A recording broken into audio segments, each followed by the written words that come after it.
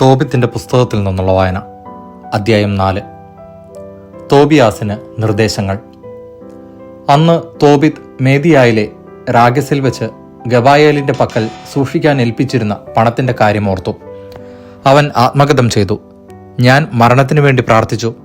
മരിക്കുന്നതിനു മുമ്പ് എൻ്റെ മകൻ തോബിയാസിനെ വിളിച്ച് ആ പണത്തിന്റെ കാര്യം പറയാം. അവൻ മകനെ വിളിച്ചു പറഞ്ഞു, മകനെ, ഞാൻ മരിക്കുമ്പോൾ എന്നെ സംസ്കരിക്കുക. നിന്റെ അമ്മയുടെ കാര്യം ഒരിക്കലും മറക്കരുത്. ജീവിതകാലം മുഴുവൻ അവളെ ആദരിക്കണം. അമ്മയുടെ ഹിതം നോക്കണം. ഒരിക്കലും അവളെ വേദനിപ്പിക്കരുത്.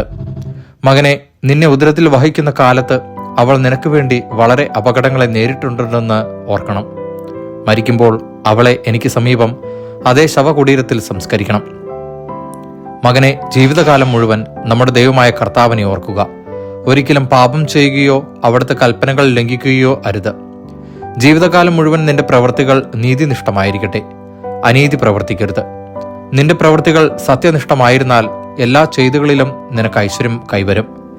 നീതിനിഷ്ഠയോടെ ജീവിക്കുന്നവർക്ക് നിന്റെ സമ്പാദ്യത്തിൽ നിന്ന് ദാനം ചെയ്യുക. ദാനധർമ്മം ചെയ്യുന്നതിൽ മടി കാണിക്കരുത്. പാവപ്പെട്ടവനിൽ നിന്ന് മുഖം തിരിച്ചു കളയരുത്. അപ്പോൾ ദൈവം നിന്നിൽ നിന്ന് മുഖം തിരിക്കുകയില്ല.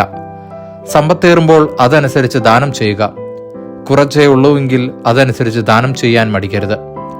ദരിദ്രകാലത്തേക്ക് ഒരു നല്ല സമ്പാദ്യം നേടിവയ്ക്കുകയായിരിക്കും നീ അതുവഴി ചെയ്യുന്നത്. എന്തെന്നാൽ ദാനധർമ്മം മൃത്യുവിൽ നിന്ന് രക്ഷിക്കുകയും അന്ധകാരത്തിൽ പെടുന്നതിൽ നിന്ന് കാത്തുകൊള്ളുകയും ചെയ്യുന്നു. ദാനധർമ്മം അത്യുന്നതന്റെ സന്നിധിയിൽ വിശിഷ്ടമായ കാഴ്ചയാണ്. എല്ലാത്തരം അധാർമികതയിലും നിന്ന് നിന്നെ കാത്തുകൊള്ളുക. നിന്റെ പൂർവികരുടെ ഗോത്രത്തിൽ നിന്ന് മാത്രം ഭാര്യയെ സ്വീകരിക്കുക. അന്യജനതകളിൽ നിന്ന് വിവാഹം ചെയ്യരുത്. നാം പ്രവാചകന്മാരുടെ സന്തതികളാണ്.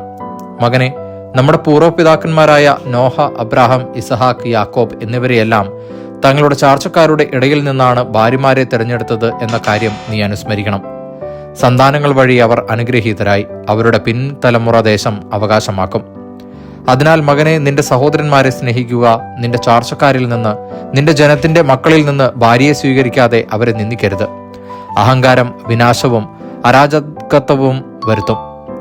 അലസത നാശത്തിനും പട്ടിണിക്കും നിദാനമാകുന്നു. കാരണം അലസതയാണ് ദാരിദ്ര്യത്തിന്റെ മാതാവ്. വേല ചെയ്യുന്നവന്റെ കൂലി പിറ്റേ ദിവസത്തേക്ക് നീട്ടിവെക്കരുത്. അതത് ദിവസം തന്നെ കൊടുത്തു തീർക്കുക. ദൈവ ശുശ്രൂഷ ചെയ്താൽ പ്രതിഫലം ലഭിക്കും.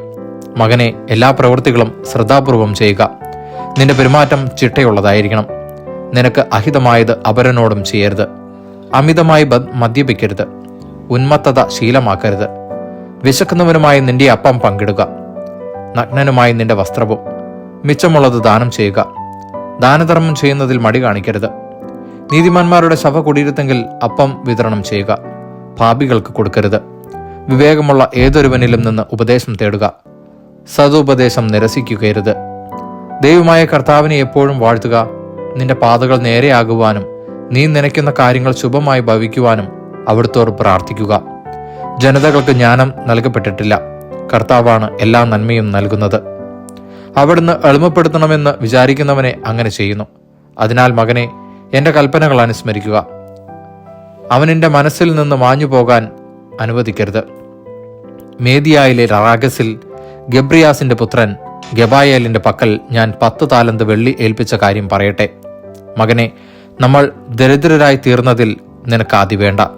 നിനക്ക് ദൈവത്തോട് ഭക്തിയുണ്ടായിരിക്കുകയും നീ പാപത്തിൽ നിന്ന് ഒഴിഞ്ഞു നിൽക്കുകയും അവിടത്തേക്ക് പ്രീതികരമായത് അനുഷ്ഠിക്കുകയും ചെയ്താൽ നിനക്ക് വലിയ സമ്പത്ത് കൈവരും. ദൈവവചനമാണ് നാം കേട്ടത്.